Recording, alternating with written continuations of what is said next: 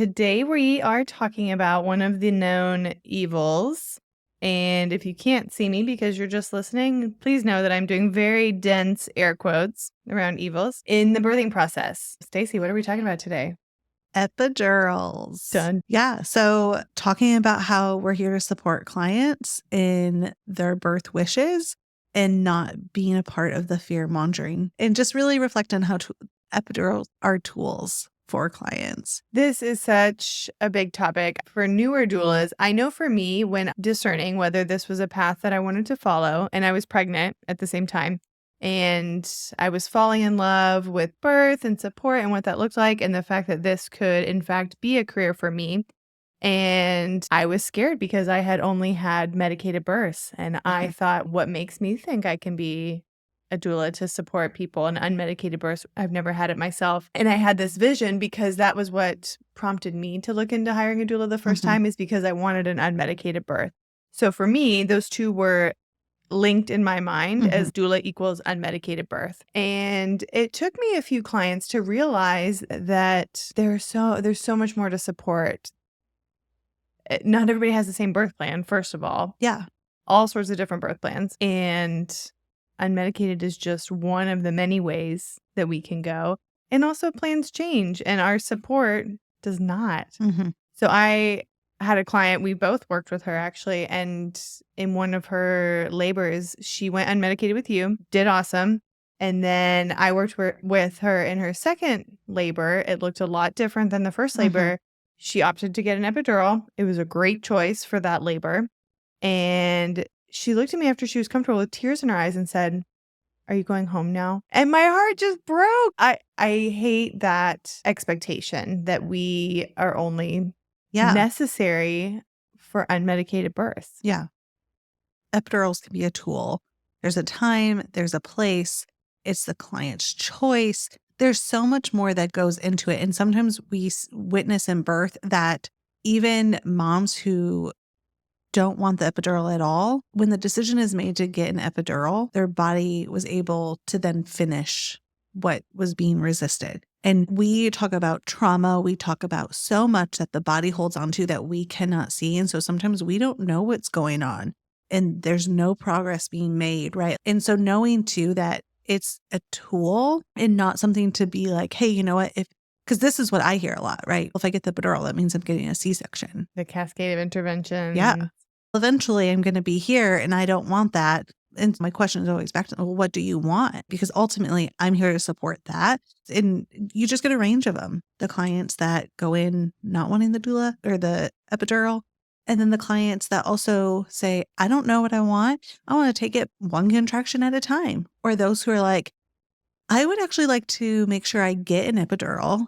And I'd like you to let me know when I should go to the hospital to plan when I should get my epidural. Make sure I don't miss my window for an epidural. Let's talk a little bit for maybe doulas, because when I first started, I had a lot of out-of-hospital birth. And then later in started having hospital births. And I actually felt very ill-equipped to step into that, which led me to do a second training and everything. But even in my head was like, what am I going to do? And so support does change. How would you say that as a doula stepping in, whether it's your first or second or third client that's going to get an epidural, how can you prepare for that? There's still a lot of physical support that goes on once you've had an epidural. You're just in a different arena because now you're mostly confined to the bed with the help of some nurses, some really awesome nurses. There's a lot you can do in the bed, even with an epidural. But most of them are not going to let you out of the bed. Yeah. So this term, walking epidural. Have you ever seen anything? I've never. Where did this come from? The idea is that your epidural is not so strong that you can still move your legs, but not that you can get out of bed and walk. Yeah. Because I have seen a range of like moms can't even move their bottom half at all. Yeah. And some moms who still have excellent mobility, which does make it easier in doing different positions because we've still done hands and knees. But yeah, that term drives me misnomer for the clients, because I remember hearing that term, walking epidural, when I was planning for my first birth and thinking like, oh, that sounds great. I can still get up and go to the bathroom and take a shower. I'm not feeling any pain. It's perfect. Yes. Well, that might be the next invention, Wouldn't have been. but that is not a current option. And making sure clients also have that understanding. Yes. I haven't seen it in a long time, but every once in a while I'll have a client mention that. Good to talk about that for sure. There's still a lot of physical support that goes on. You have moving mom, helping her move into different positions, which, in my opinion, if she's not sleeping, which oftentimes that's the first stop on the train when you hop on that epidural, is rest. And for that first rest, I don't interrupt it. No. Take as long as you need, nap, recollect yourself. And then we do all the positions. So get you a peanut ball, birth ball, squat bar, some extra pillows, a great nurse who knows what they're doing and can help you with moving and rotating mom, or enlist dad's help in moving mom in the bed. Yeah. Because not all hospital locations are going to be familiar with positions. Yeah. I will say I feel confident a lot more, especially in the Metroplex of where we are. Definitely no peanut ball and flipping every 30 minutes. Yes. But even then, there's still a limitation of really doing anything beyond that. And so you might not have a nurse who is familiar with changing those positions. And what a great opportunity to help show them. I love that. Yes. And I am seeing more and more nurses who are familiar with them and say, oh yeah, a doula showed me this, which I love to hear. That's what our profession is all about. Collaboration, sharing ideas, and all working towards this common goal of helping mom meet her baby. Working as a birth team. Yes. Wow. So I love when I hear nurses say that. And if I mention something and they're not familiar, I'll say, oh, do you mind if I show you? Here's a picture of flying cowgirl. Here's how we get her into that. Do you feel confident helping me in that? Okay, maybe do you want to see if the charge nurse is familiar with it? Or I walk her through it and we do it together. Yeah. So yeah, lots of physical support still going on with position changes. And keeping mom comfortable too. So clients are often unaware how the epidural works by gravity. So when she's been laying in one position for a long time, and then, okay, we've been on left side for a while. My left hip is super numb. My right hip, I feel a lot going on there now. And reminding them that that's okay. That's normal. It's because of how the epidural works. So there's a lot of informational support around the epidural, what is to be expected after, and how we can work with that emotional support. I don't know about you. Have you ever had someone get an epidural and then immediately say that was a terrible idea and need some emotional support through that? I find more the opposite, that they feel validated in their choice because they're relieved. Yes. I've never had anyone say that was a terrible choice. I now have had not the best epidural placements going on for a client. And there's so many things that are they're working in such a tight spot and everybody's body is different that sometimes there's something going on and they're struggling to place it. That's when I've seen moms really struggle. Because even if you're not feeling all of it, you're still feeling the contractions. You can't move. There's a lot of pressure and poking and stuff and emotional support in that of walking through the placement. When we're allowed to stay. Yes, that's a good point because sometimes we don't get to. I'm curious to hear from our listeners what it's like in your part of the country. Is that a national standard that we're sometimes asked to leave? I wonder what's common in other locations. Yeah. It also, too, anesthesiologists. We know we'll talk about cesareans, but they're the deciding factor. Yeah. So it could be generally hospital policy is this, but this anesthesiologist doesn't want a doula in the room. But yeah, I've seen usually when my clients have the support, just the process go smoother for everybody in the room too, because it allows the nurse to be able to chart, versus having to write down on a note card because they're also trying to maintain mom not moving. Whereas sometimes if dad doesn't feel comfortable sitting with mom, being able to do that for them and then gives the nurse the ability to continue on with her role while you are providing that one-on-one support too. With emotional support, this goes to with physical support because it has to continue on. But how about an ineffective epidural? One of the worst things for a client, I feel. Along with, I have not experienced this, but I've heard in other situations where moms are planning an epidural and then unable to get one at all for one reason or another. Yeah. So that's a tough one where you're planning and expecting to have pain relief and then are faced with the reality that option is not available. Yes. This goes to some preliminary work of intake forms or that type of stuff, but understanding your client's history is important. One, back surgeries are a lot more common now because surgeries can do a lot more and they're less invasive. And so sometimes when there's been injuries and you go on with your life and you don't think about it.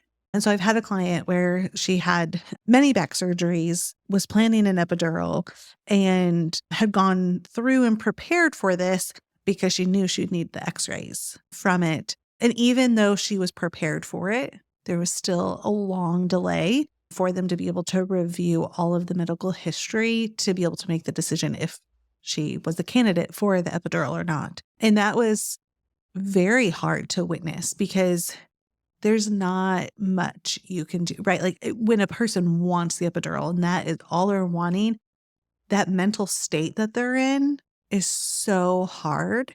And they were helping mom with a lot of other stuff, but it wasn't doing what she wanted it to do. And so being prepared to be able to step in that and having to walk a client through if it's ineffective, if it's taking a really long time, because also some hospitals don't have on staff like anesthesiologists and for labor and delivery. So they're calling for someone to come in, and it could be from like the emergency room and they're in a surgery or something. But that is just a huge thing to consider of those moments for clients. I do like to touch on that in the prenatal, especially if an epidural is something that they're planning on, making sure they're aware that it's not like a switch. Okay, I'm ready for the epidural. And then they walk right in, they plug it in, and boom, you're comfortable 5 minutes after you requested it. No. There's so much that goes into it. They have to get the bolus. They have to do labs. They have to make sure all the ducks are in a row, and then sometimes call anesthesia from a different department. Or it's a busy night in L&D and there's 3 people ahead of you in line for the epidural. I had a mom wait 4 hours one time. And so that was excessive. But not everybody goes into the birth. When you're planning an epidural, you think, okay, I'm going to be comfortable. I don't have to have a lot of other backup strategies for pain management because I'm planning an epidural. So making sure they know what a reasonable time frame looks like in your area, so they have some realistic expectations about what their labor is going to look like. Yeah. And sometimes that too, there's the conversations with clients who are desiring epidural. Like, I don't think you ever should go into a conversation that is opposite to what a client is desiring. So if they're planning a natural birth and epidural is not on their birth desires, you don't go in and have these conversations, but you have these conversations in labor. If it comes up, then you're having them. But this is not stuff that you just bring up and discuss preemptively. But there is having the conversation of the cons to epidurals. Even if they're set on getting it, we should be providing evidence on both sides of things. And so sometimes that is helping them understand some negative side effects and not trying to fear-monger them out of an epidural. Nausea, sometimes the drop in blood pressure, those type of things occur. And the conversation's more for dad because when mom's blood pressure drops and then they're giving her medicine and trying to stabilize her, it can feel a little scary. And so being able to say sometimes there's experiences and here's what we're looking at. These are the downsides to an epidural. Phrasing it in a way, like you said, that is not going to fear-monger them is really important. So in the prenatals, she says, I'm planning on epidural. I want to get it at X point in my labor and say, okay, just so you guys are aware, here's all the things that come along with it. Also talking about you have to wear the blood pressure cuff for the rest of labor. You have to be continuously monitored for the rest of labor. I had no idea when I got my first epidural, they were going to put a catheter in me. No one told me that. And so those are really important conversations to have ahead of time while still supporting them. Okay, great. You're planning an epidural. Once they place it, you get a catheter, you'll get a blood pressure cuff, sometimes, and explaining the rationale why behind those things so that they can then understand, okay, these are all the pros and cons of what I'm opting for. There is so much that goes along with it. And our mainstream culture is just, you go to the hospital, you get your epidural, you get nice, comfortable, and then boom, your baby comes out. And so there's not a lot of information easily accessible unless you go hunting for it about all the things that it necessarily entails. I always said in my prenatals to clients who were like on the fence about epidurals is usually if mom says it to me, I know she's just vocalizing because she's just wanting to say, this sucks. I don't like it. I know there's an option that I'm thinking about, but this sucks. I know moms mean it when the nurse walks in or they want to call for the nurse and they say, I want an epidural because I can't get you the epidural. There's nothing I can do in that sense. And so I usually say, I'm going to help you and encourage you in this. But when you get to the point, if you want that, then we make that decision and I support you in that. And who do we ask, right? Like the nurse. So I always like to break the ice with that because there's truth in it because moms sometimes just want to say something, but they don't necessarily want it yet. And then a code word comes in handy for that too. That's something we often talk about in prenatals, especially if they, like you said, they're on the fence or they want to see how far they can go. They want to go as long as they can without. Then I knew that I was going to be that person when I was planning my unmedicated labor. And so we had a code word because I needed to vocalize like how hard it was for me. And I needed to be able to, I knew that I was going to complain. I knew that I was going to ask for things. I don't necessarily want you to give me those things. I just need to say it out loud. So we had a code word that we knew that if it came to it, this was going to be what I would say to get there. Yeah. Question for you. Have you ever had a dyad where mom wants the epidural and dad doesn't want her to have it, thinks that it's not in the best interest? No, probably more the opposite of why is she not getting the epidural. And that was, mom hadn't vocalized the need for an epidural yet, but I could see things were heading that direction. The original plan was unmedicated, but things were it was a really long birth. And we were running through some options and things would work for a while until they didn't work anymore. And so I was mentally ticking off all the things that we had tried, knowing that epidural is one of the last resorts for a lot of people. And I knew it would be for her. And as I could sense that we were getting closer to that and I could anticipate mom asking. And so at one point, dad stepped out to get a bite to eat. And he kept reminding her, he was doing all the right coaching things. Like, you can do this. You're doing amazing. You've got it. He stepped out for a minute. And I knew in our prenatal discussions that he felt very strongly against epidurals. They really gave him kind of the heebie-jeebies. He was just not comfortable with it at all. And so he had stepped out for a moment and a situation presented. Then there was a provider in the room. And I asked if I could step out as well because I wanted to have a quick word with dad. I didn't tell mom that. But it was a good time for us to not be in the room. And so I took advantage of the opportunity. I stepped out. Deb was out there. And I just said, hey, we are going through our options for pain management. And she may want an epidural at some point. I just want to bring it up with you ahead of time because if she gets to the point of asking for it, she's going to really want it. And I want to make sure that you're comfortable with that and you're able to support her in that. And we had a really good conversation. He shared with me some of his hesitations, and a lot of it was just lack of knowledge about how it works and what it was going to do to her, what it was going to do to the baby, fear of needles, some other things. And so it was a great learning opportunity for both of us that we were able to just talk through it so that sure enough, when we got back into the room, and I don't remember how much farther into the labor it was, but she made that request and he looked at me and we both nodded and we were like, okay, let's do it. And it's fine.